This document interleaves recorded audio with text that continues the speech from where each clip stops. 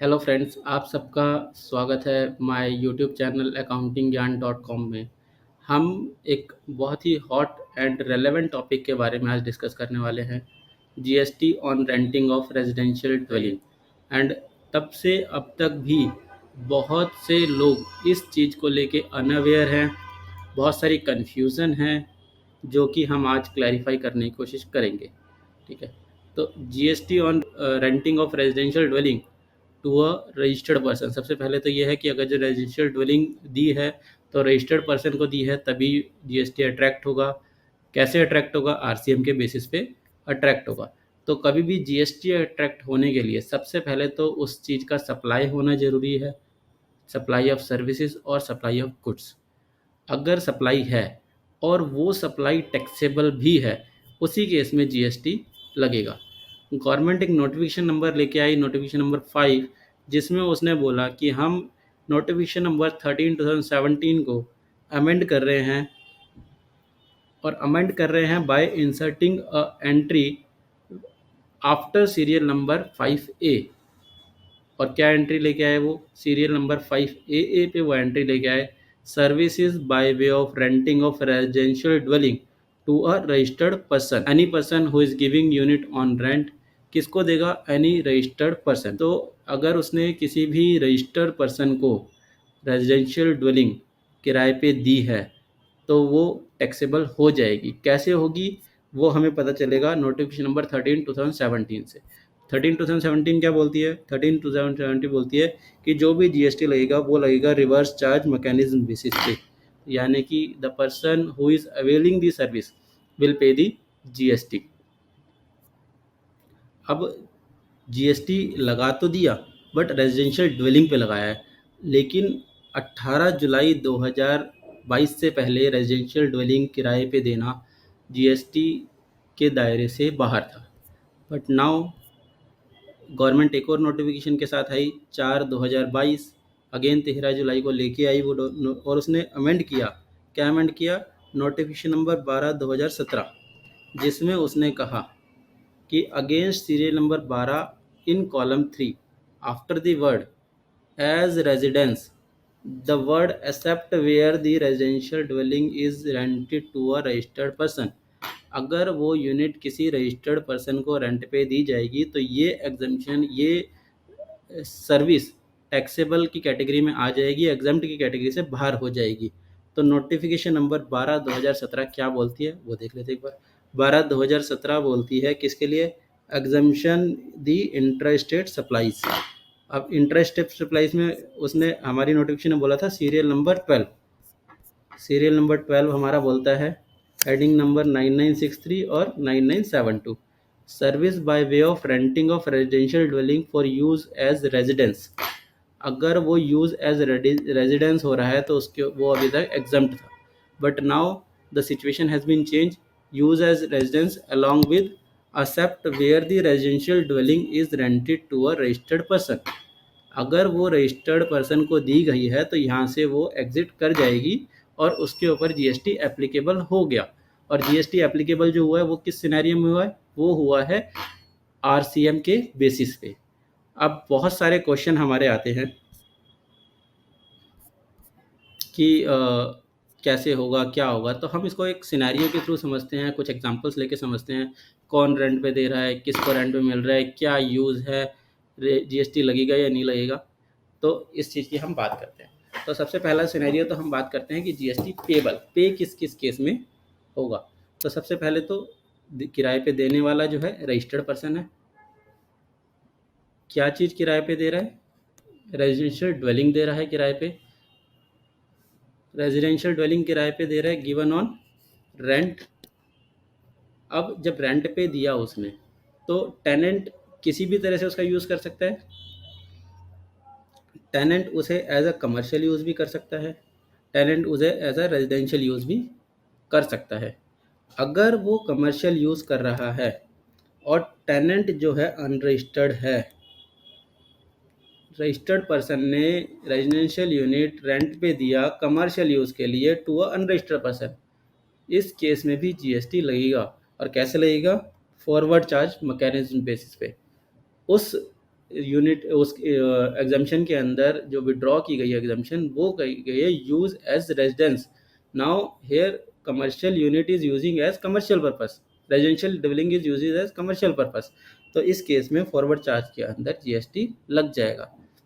ये कभी भी डिस्प्यूट का इशू था ही नहीं, बट क्योंकि लोग जो है रेजिडेंशियल यूनिट लेके उसे कमर्शियली यूज़ करते थे पर दिखाते नहीं थे, इसीलिए गवर्नमेंट को ये नोटिफिकेशन लेके आनी पड़ी. अगर वो unit as a residential use ही यूज़ कर रहा है और उसने दिया किसी रजिस्टर्ड पर्सन को, तो क्या जीएसटी लगेगा? यस, जीएसटी लगेगा. किस बेसिस पे लगेगा? आरसीएम के बेसिस पे लगेगा. अगर कमर्शियल यूज़ वाला बंदा भी जीएसटी के अंदर रजिस्टर्ड है तो क्या जीएसटी लगेगा? यस, जीएसटी लगेगा. और किस बेसिस पे लगेगा? आरसीएम के बेसिस पे, क्योंकि वो रेजिडेंशियल ड्वेलिंग है to be rented to a person who is registered under GST. अगर रेजिडेंशियल यूज़ के लिए दिया, अनरजिस्टर्ड पर्सन को दिया, तो क्या जीएसटी लगेगा? No. Again still exempted because residential dwelling is given to an unregistered person for residential use. So GST इस केस में नहीं लगेगा. अब दूसरी बात करते हैं. देने वाला पर्सन अनरजिस्टर्ड, इसने अनरजिस्टर्ड ये पर्सन है और इसने जो है अपना रेजिडेंशियल ड्वेलिंग किराए पे दिया. जब इसने अपना रेजिडेंशियल ड्वेलिंग किराए पे दिया तो tenant can use as a residential और as a commercial purpose. Residential के लिए जब वो यूज़ करेगा तो रजिस्टर्ड पर्सन को दिया उसने, तो क्या जीएसटी लगेगा? यस, जीएसटी लग गया. क्या जीएसटी फॉरवर्ड लगेगा? आरसीएम के बेसिस पे लगेगा. जीएसटी लगेगा आरसीएम के बेसिस पे. Again notification number 5/2022. यहाँ पे रेजिडेंशियल यूज़ के लिए दिया, अगर अनरजिस्टर्ड पर्सन को दिया तो जीएसटी नहीं लगेगा. Again notification number 5 given to unregistered person for residential use. तो ये कैटेगरी अभी भी एग्जम्प्ट है. हम अनरजिस्टर्ड पर्सन ने अगर जो residential dwelling unit commercial use के लिए अनरजिस्टर्ड पर्सन को दिया तो क्या जीएसटी लगेगा? जीएसटी नहीं लगेगा. क्यों? क्योंकि ना तो ये फॉरवर्ड चार्ज में दे सकता, ना ये रिवर्स चार्ज के अंदर फॉल करता, क्योंकि नोटिफिकेशन की एग्जाम्शन कंडीशन यही है, given to a registered person. तो आरसीएम तो इस पर एप्लीकेबल ही नहीं हुआ. वेरस रजिस्टर्ड पर्सन को दिया हमने, तो रजिस्टर जब कमर्शियल अनरजिस्टर्ड पर्सन ने कमर्शियल यूज़ के लिए भी रजिस्टर्ड पर्सन को दिया तो जीएसटी लग गया on the basis of RCM only. That means the person who is giving unit on rent, it is irrelevant that he is registered और अनरजिस्टर्ड पर्सन. ठीक है, तो यहाँ पे हम बात कर रहे हैं रजिस्टर्ड और अनरजिस्टर्ड पर्सन की. Person includes proprietorship, partnership, corporate, anything. The company should be registered, whether in proprietorship business, whether in partnership business, whether in private limited firm. So now the question arise, दे तो दिया, अब जो दिया है क्या उसका input मिलेगा? पहले तो क्वेश्चन, सबसे जो मेन क्वेश्चन है और जो मैटर ऑफ डिस्प्यूट है वो ये है कि अगर कोई proprietor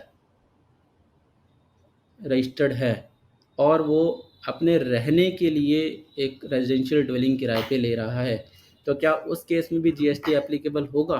the answer is no. Because अगर वो प्रोप्राइटर है और उसने अपने रहने के लिए रेजिडेंशियल ड्वेलिंग किराए पे ली है तो यहाँ पे जीएसटी एप्लीकेबल नहीं होगा, क्योंकि जीएसटी एप्लीकेबल होने की एक कंडीशन है जो कि हमने पहले ही पढ़ा था, सर्विस होनी चाहिए और टैक्सेबल होनी चाहिए. अगर वो सर्विस भी है और टैक्सेबल भी है तभी जीएसटी लगेगा, अदरवाइज नहीं लगेगा. तो हमारा जीएसटी एक्ट कहता है कि प्रोविज़न लेवी तभी होगा जब सप्लाई होगी. अगर सप्लाई है तो सप्लाई की डेफिनेशन क्या बोलती है?